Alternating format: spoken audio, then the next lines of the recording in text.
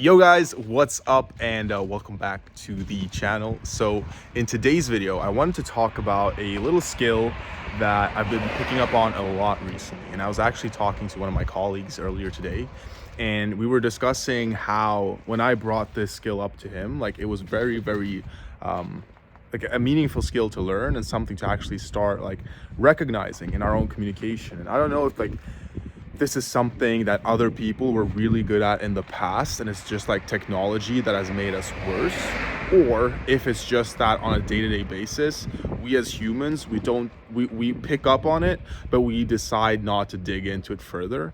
And the thing that I'm talking about is basically like other people's tonality, right? So for example, if I'm in a sales situation and I'm closing a deal, it's a B2C situation, for example, and I start talking to the prospect, I'm like asking them like if this is what they want to do.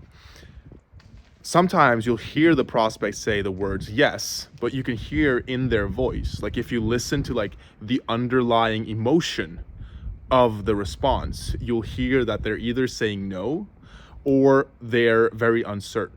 And what a lot of people do, if it's a normal like conversation or if it's a sales conversation, is they'll take the words for the truth and kind of ignore the underlying emotion, and I guess either just like hope that the other person that the other person won't really think about it, or they won't really mean that, or they just like choose to ignore it. That's a huge mistake that people are making, because if you ask me like, are you 100% certain that you want to do this, and I tell you, yeah, I think so, and I'm like, cool, let's move ahead then.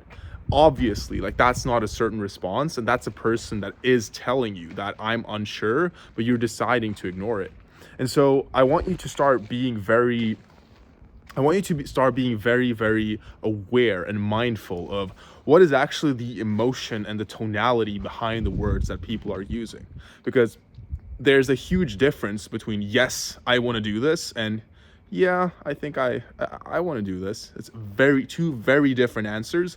Even though the words are pretty much the exact same, the energy and the emotion behind those words are extremely different, right? And especially if you're in a sales situation and you don't learn to pick up on these underlying emotions in people's communication, you're missing out on so much valuable information, and you're missing out on you might be missing out on the biggest pain point for your prospect by choosing to ignore the underlying emotion of the words that people are telling you, right? So I want you to start practicing that, especially if you're in sales, but also just on a day-to-day basis.